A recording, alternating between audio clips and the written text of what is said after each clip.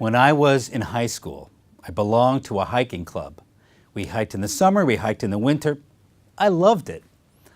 In the winter was especially hard. I wasn't an excellent hiker when I first started off, so I was always in the back of the pack, trying to catch up to the leader. The leader would stop at the top of the hill, catch his breath. I'd finally get up to him. Of course, he was well rested, and then he would take off once I finally got there.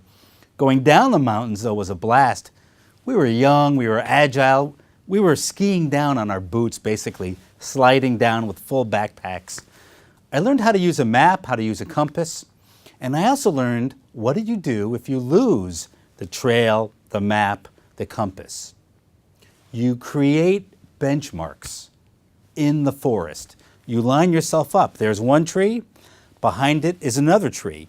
You line those two benchmarks up and you walk to the first tree, and when you get there, you look for a third tree or benchmark behind that to line up those two trees.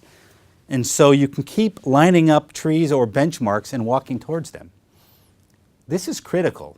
Studies have shown that if you drop somebody off in the middle of nowhere where there's no external benchmarks, they'll walk in circles.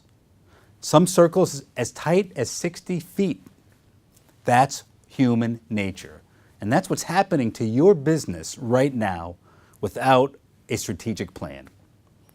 Without a plan to tell you where you're going to be in 10 years and in 3 years and at the end of this year and next quarter, you're going to walk in circles. I guarantee it.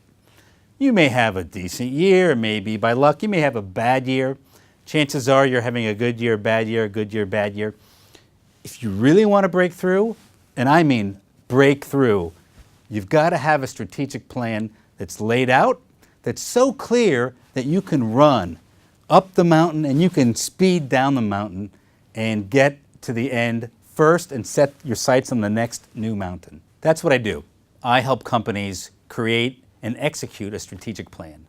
The key to success is having the plan written, getting the compass and the map clear and in front of everybody, getting everybody on page together so you don't have different groups hiking in different directions.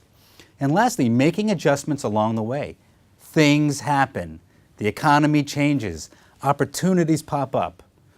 You don't want to completely leave the plan. You want to keep the plan, but adapt and adopt so that you're optimizing your opportunities. Let me leave you with a question.